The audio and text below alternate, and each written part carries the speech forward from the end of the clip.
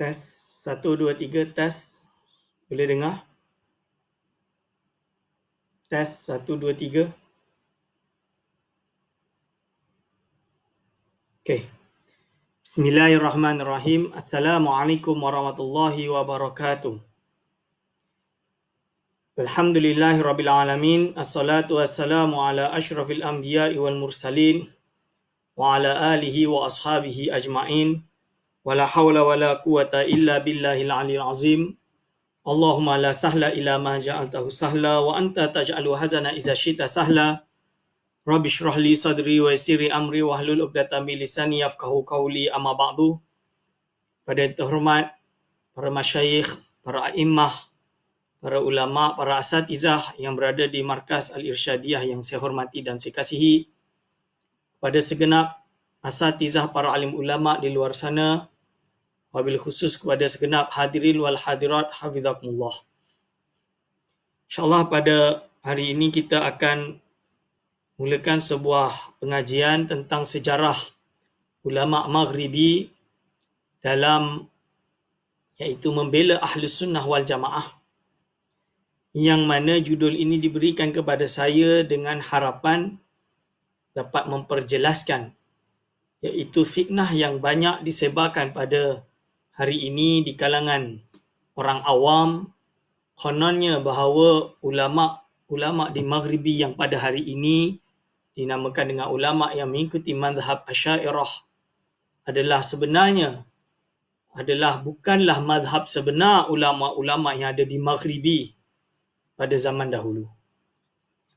Untuk menjelaskan perkara ini, perlu saya ingatkan kepada hadirin wal hadirat hafizakumullah, tidak ada yang lebih utama bagi kita dalam mengkaji, iaitu sama ada mengkaji dalam keadaan mengkaji akidah, fiqh maupun tasawuf, melainkan wajib bagi kita untuk menelusuri yang dipanggil dengan tarikhul mazahib atau tarikhul ulum atau tarikhul iaitu tayarat al-fikriyah.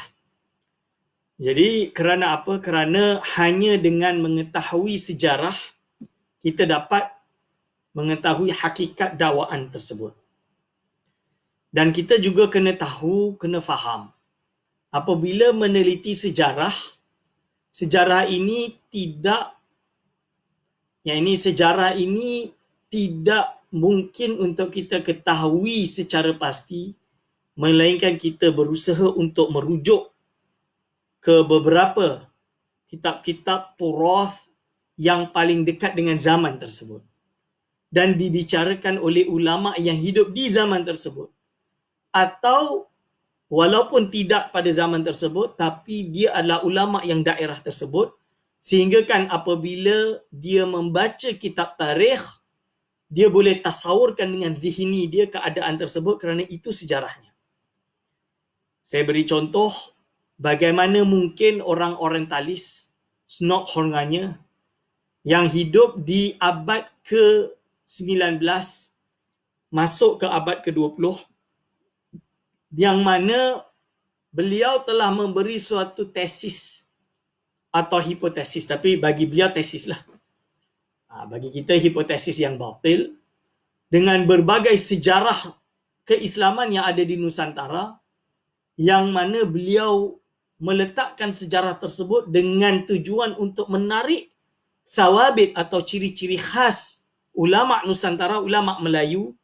Apabila kalau beliau dapat cabut ini, nescaya kita akan kehilangan identiti, seperti yang terjadi pada hari ini di kalangan orang-orang yang berada di Nusantara. Contoh dia, Snok Hornganya, dia mempertikaikan beberapa hal, termasuk orientalis yang lain dan juga beberapa pengkaji Islam yang lain. Apakah Islam di Nusantara ini yang pertama masuk di Nusantara adalah Ahlus Sunnah wal Jamaah atau Syiah? Mereka datang dengan berbagai teori membuktikan bahawa Syiah yang pertama masuk. Misalan dia. Walhal teori-teori tersebut telah dipatahkan oleh berbagai ulama. Salah seorangnya adalah Al-Habib Abdullah Al-Habsyi, hafizahullah, yang menulis buku dan mengerot snokholngannya dalam berbagai masalah. Dan mereka cuba untuk mencabut ciri-ciri khas. Di mana kita di Nusantara sejak dahulu sepakat bahawa Islam merupakan agama dan juga undang-undang di Nusantara. Dan apa dilakukan oleh snokholngannya, dia mengatakan bahawa laporan dia kepada Belanda, kalau ciri-ciri Islam ini tidak ditarik, nescaya susah untuk kita jajah Indonesia. Maka cara untuk tarik adalah menutup peradilan Islam, peradilan syariah, justru membuka nama dia peradilan adat. Memberi hak kepada sektarian-sektarian kecil, puak-puak kecil yang duduk di hutan, orang-orang asli yang menyembah pokok dan roh misalnya. Ini asli Indonesia. Islam tu bukan asli Indonesia. Dia cuba untuk menolak perkara tersebut. Dan akhirnya sampai hari ini ada satu mahkamah, nama dia Mahkamah Adat, dan tidak ada orang yang pergi ke Mahkamah Adat. Ini sejarah di Indonesia lah. Okay. Itu contoh di Indonesia. Sedangkan di Maghribi, permasalahannya di mana? Maghribi pada hari ini dianggap sebagai salah satu negara atau daerah yang mana mereka paling kuat membela Ahli Sunnah wal Jamaah atau dipanggil dengan Asy'ariyah Ahli Sunnah wal Jamaah. Kenapa? Jangan menilai Maghribi itu hanya Morocco atau Maghribi Marok tu, Morocco yang berada di Rabat, Fes, Marrakesh, bukan. Zaman dahulu Maghribi perlu dilihat dengan geografi yang lebih besar. Mula daripada Libya atau separuh daripada Libya sampailah ke Tunis, Algeria, ke Maghribi. Ini nama dia Al-Gharb Al-Islami, atau ulama memanggil juga Al-Maghrib Al-Islami. Itu. Dan kalau kita telusuri, zaman dahulu ulama hanya menyebut geografi dia sebagai Al-Maghrib Al-Aqsa, Al-Maghrib Al-Awsat, Al-Maghrib Al-Adna dan lain-lain. Jadi dia membahagi dengan cara seperti itu. Sebab itu Syekh Yassin Al-Fadani, bila dia sebut Morocco, dia sebut Al-Maghrib Al-Aqsa. Bila dia sebut Indonesia atau Nusantara, dia panggil dengan Al-Masyriq Al-Aqsa. Ma bainal Aqsa. Ini Aqsa dan Aqsain lah, kedua-dua Aqsa ini. So, yang lalu apabila kita berbicara tentang Al-Maghrib Al-Arabi, kita akan mengenal juga Al-Gharb Al-Islami, the Western Islam. Apakah Al-Gharb Al-Islami? Ditambah lagi iaitu Al-Andalusia atau Al-Andalus. Al-Andalus itu adalah selatan atau separuh daripada Spanyol, itu dipanggil Andalus, yang mana pernah dipegang dan dikuasai oleh ulama, oleh kerajaan Islam. Jadi ini adalah Maghribi. Dan pada hari ini mereka cuba untuk merubah akidah orang Maghribi dengan mengatakan, mereka kata bahawa Islam yang pertama ada di Maghribi adalah ala aqidatis salafus salih, yang mana kita sepakat betul. Hanya sahaja mereka menterjemahkan salafus salih ini dengan akidah yang pada hari ini dikenal dengan Wahabi, atau pada zaman dahulu dikenal dengan Hasyawiyatul Hanabilah. Ini masalah. Jadi mereka kata akidah di Maghribi ini Salafi Hasyawiyatul Hanabilah, yang mana kalau kita pada hari ini, kita ketawa lah, mazhab Hambali itu satu-satunya mazhab yang tak pernah wujud di Maghribi. Di Maghribi ini, di Andalus terutamanya, ada Zahiri, ada Auza'i, ada Syafi'i, ada Maliki yang paling besar. Itu kita tahu dan kita sepakat. Syi'i pernah ada sekejap, lepas tu tak ada. Mu'tazili maybe ada, tapi tidak kukuh, cuma kerana ada kitab rudud menolak Mu'tazilah, jadi seolah-olah katanya mungkin ada. Itu sejarah dia. So kerana itu mereka ingin merubah Dan mereka nak kata bahawa Maghrib ini sebenarnya Salafi ala Hambali, hanya sahaja di zaman Mahdi bin Tumar, Al-Mahdi bin Tumar, dia telah datang dan membunuh orang Islam, memaksa ikut akidah Asy'ariyah, akhirnya Maghribi menjadi Asy'ariyah. Dia kata macam tu. Yang hakikatnya Maghribi ini salaf.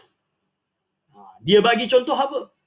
Tengoklah Imam Ad-Dawani, Imam Abu Amrin Ad-Dani, Mukri, itu adalah salaf. Dia bagi contoh lagi adalah imam yang bernama Allahumma salli ala Sayyidina Muhammad, ala ulama-ulama seperti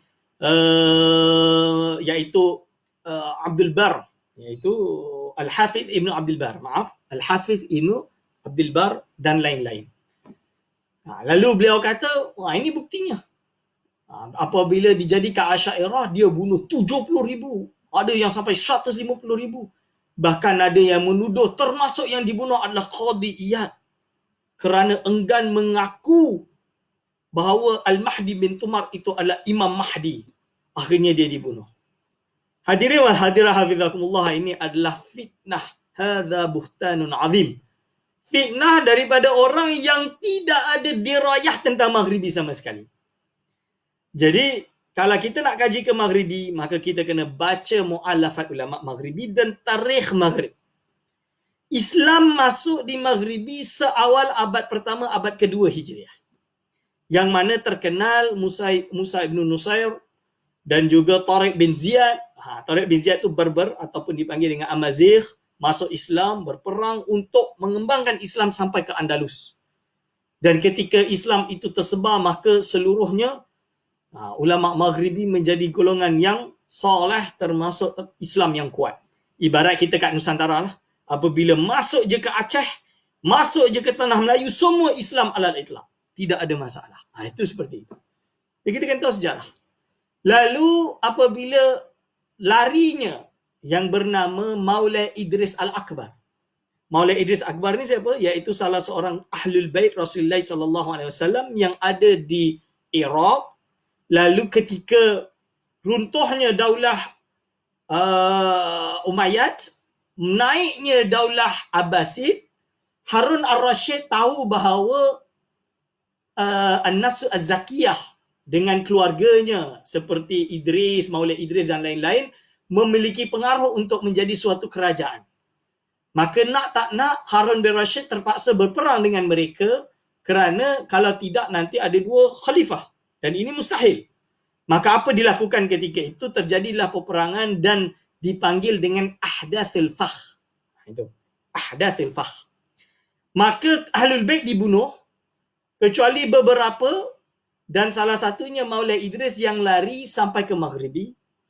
Apabila sampai di Maghribi, tepatnya suatu bandar lama dipanggil Walili pada hari ini, ruins. Walili ni sekarang dah jadi ruins. Ruins ni ialah ruins, bekas-bekas bandar. Rom, dulu bandar Rom, tapi dah waktu itu masih ada perkampungan Berber dan tapi mereka dah apabila datang, mereka semua berpegang dengan Maulai Idris dan Maulai Idris berusaha untuk mencari tempat yang lebih selamat, maka naiklah suatu gunung tak jauh dari situ yang dipanggil dengan Zarhun. Zarhun. Zarhun ini adalah satu gunung dekat dengan Marrakesh, dengan Walili. Lalu di situ akhirnya beliau berkahwin dengan hamba sahaya beliau dan nanti perempuan tersebut hamil tapi dirahsiakan. Ketika hamil, tiba-tiba beliau iaitu Maulai Idris Al-Akbar berjaya dibunuh dengan racun dan akhirnya yang menjaga isteri tersebut menjaga diamkan sampai lahirlah Maulai Idris Al-Akbar. Maulai Idris As-Sani nanti ketika umur 14 tahun dia dibaiat menjadi khalifah Idrisiyah pertama di Maghribi. Dan dialah yang membuka kota Fes. Yang mana Fes dari perkataan Faksun, kapak. Dia potong, dia doa, ya Allah jadikan bandar Fes ini bandar ulama, bandar aulia dan lain-lain. Okey, kita skip. Setelah Daulah Idrisiyah, maka tentulah bila ditanya, Daulah Idrisiyah ini apa mazhab dia?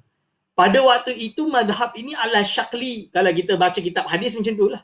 Qala Rasulullah SAW, qala Rasulullah SAW, ini yang diriwayatkan, ini yang diamalkan. Okay, mazhab Maliki dah ada. Yahya bin Yahya Al-Laisi dah mula datang membawa iaitu manhaj mazhab Maliki, mudawanah dan mula mengajarkan kitab mudawanah Imam Malik, tapi begitu juga semua dengan mazhab-mazhab yang lain. Maka mazhab Zahiri juga muncul. Auza'i juga muncul, Syiah juga muncul, semua mazhab muncul ketika itu di Maghribi. Yang menariknya, Imam Abul Hasan Al-Ash'ari meninggal tahun 324. Maka ketika Imam Abul Hasan Al-Ash'ari meninggal, tentulah sebelum itu dan pada waktu itu orang telah membawa mazhab atau akidah ahli sunnah wal jamaah ala Asy'ariyah atau ala Abil Hasan Al-Ash'ari. Dan ternyata benar, akidah ini telah bawa sampai ke Tunis. Yang mana pada waktu itu kita tahu mazhab Maliki intisyar di Tunis. Di Qairawan, ada Sahnun, di Tunis, ada murid kepada Imam Malik dan lain-lain. Maka salah seorang ulama besar di Maghribi yang bernama Abu Imran Al-Fasi dari Fas juga telah pergi belajar di sana. Dan beliau juga membawa termasuk yang mengikut mazhab Qadi Abu Bakar Al-Baqilani yang jelas-jelas Asy'ariyah. Tapi ada yang paling awal. Siapakah yang paling awal? Beliau adalah Abi Maimunah Darras bin Ismail. Atau dipanggil, beliau disebut sebagai Imam Ad-Darras. Imam Ad-Darras. Beliau meninggal tahun 357 Hijriah. Dan beliau telah mengarang suatu kitab yang bernama Risalatun fid Difa'i Anil Asy'ariyah.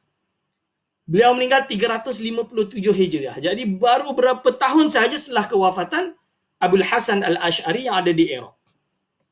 Dalam hal ini, risalah ini digunakan untuk mengrot, iaitu siapa? Mengrot golongan-golongan yang menolak Imam Abul Hasan Al-Ash'ari atau dipanggil dengan Asy'ariyah ketika itu. Ini adalah 357. Dan ini seawal sebelum Daulah Murabitun. Murabitun ni yang katanya konon adalah mengikuti mazhab Salafi. Walhal ini sebelum, ini zaman Idrisiyah. Dan di sini juga banyak kitab-kitab yang dikarang ketika itu menolak mazhab-mazhab yang batil yang dikarang oleh ulama Maghribi, seperti Qadi Syekh, iaitu dipanggil dengan Malik As-Saghir, Imam Malik As-Saghir, iaitu Imam Ibnu Abi Zaid Al-Qayrawani, yang mana beliau mengarang kitab Risalatul Firrad Al-Qadariyah dan lain-lain.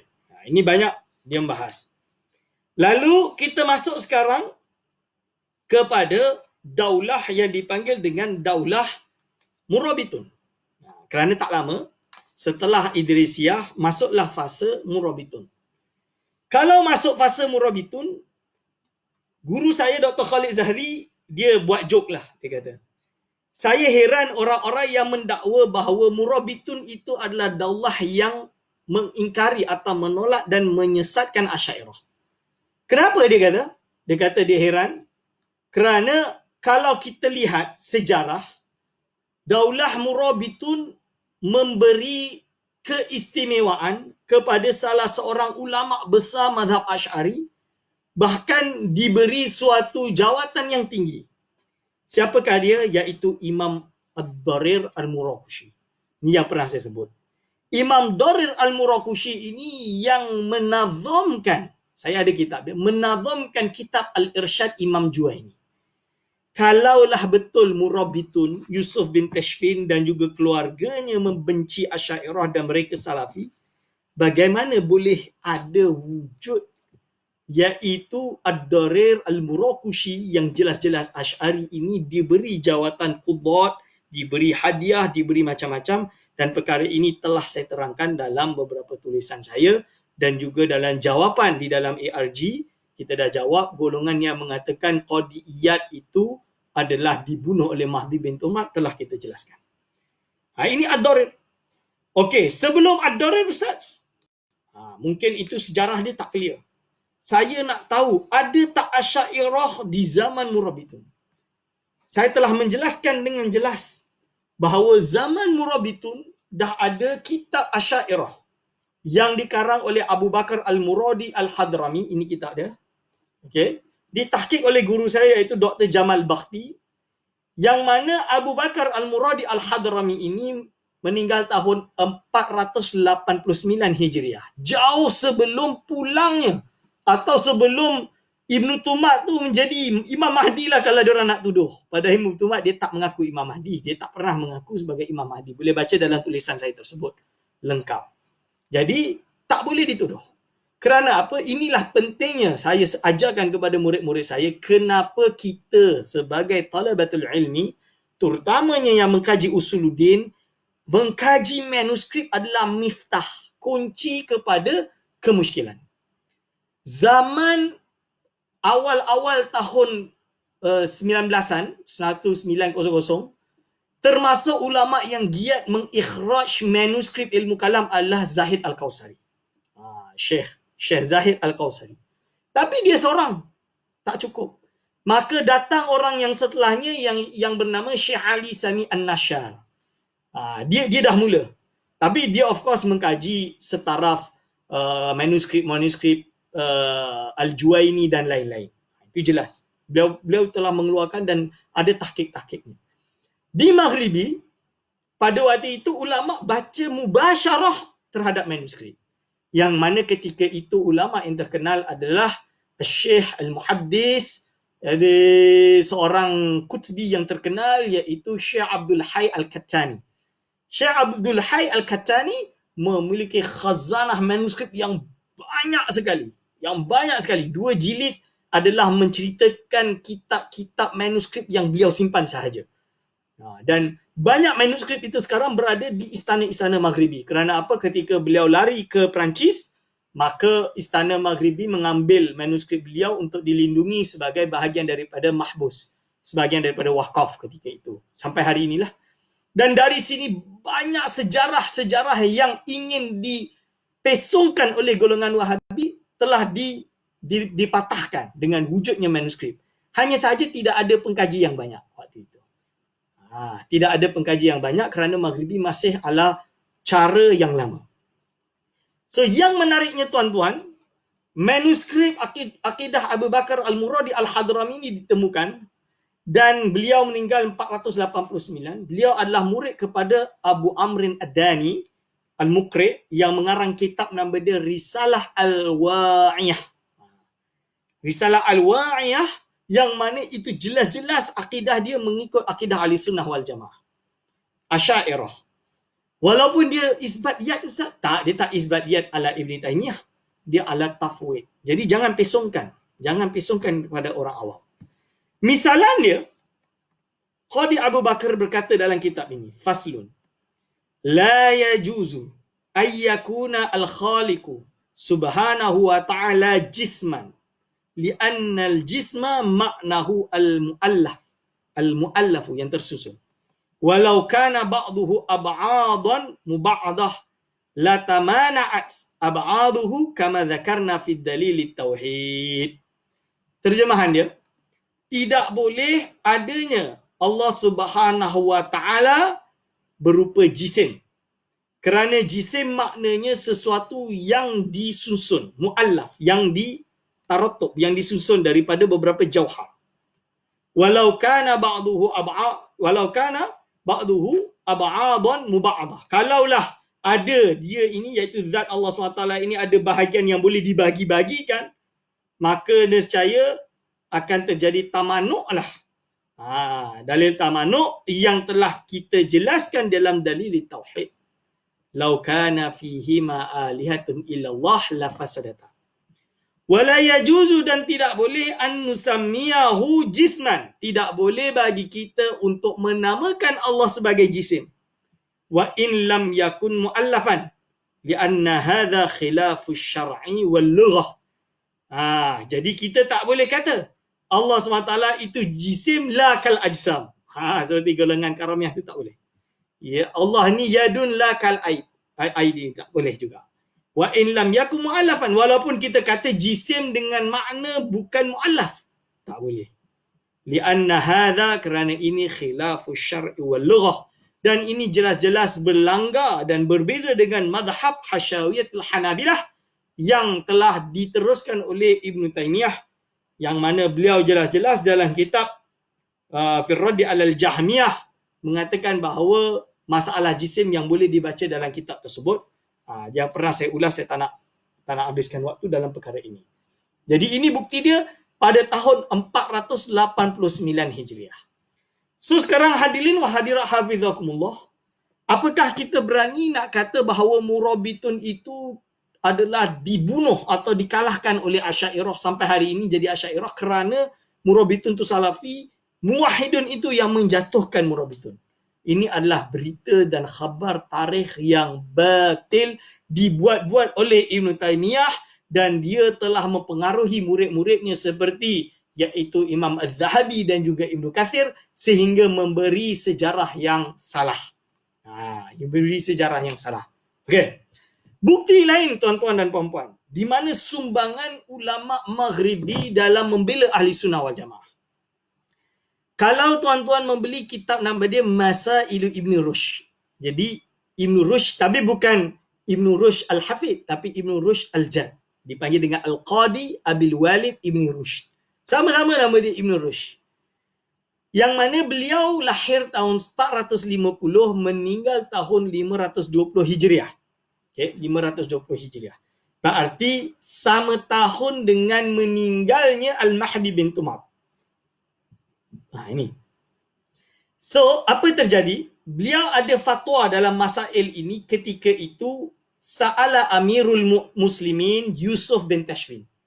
Jadi Amirul Muslimin Yusuf bin Tashfin, dia bertanya kepada Qadi Aba Walid bin Rushd. Yusuf bin Tashfin ni siapa ustaz? Ada yang kata, ialah Al-Muradi tadi, Abu Bakar Al-Muradi tu, dia tu Asy'ariyah tapi dia diam-diam. Ada yang kata macam tu, dia diam-diam. Asalnya dia bukan Asy'ariyah.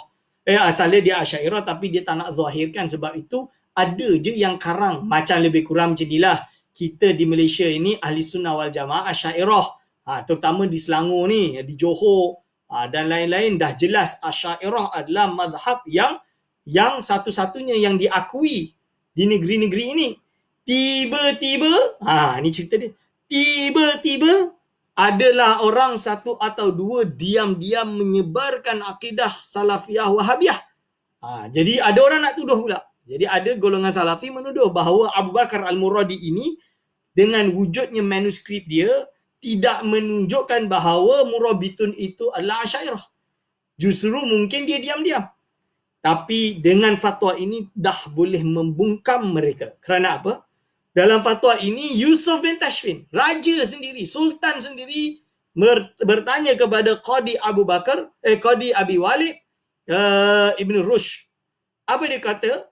Ma yaqulu al-faqih al-qadi al-ajallu al-awhadu Abul Walid wa sallallahu taufiqahu wa tasdidahu wa nahaja ila kulli salihati tariqahu fi Syekh Abil Hasan al-Ash'ari wa Abi Ishaq al-Isfarayini wa Abi Bakar al-Baqilani wa Abi Bakar ibn Furuq wa Abil Ma'ali al-Juwaini lah, of course, wa Abil Walid al-Baji. Abi Walid al-Baji ni ulama Maghrib.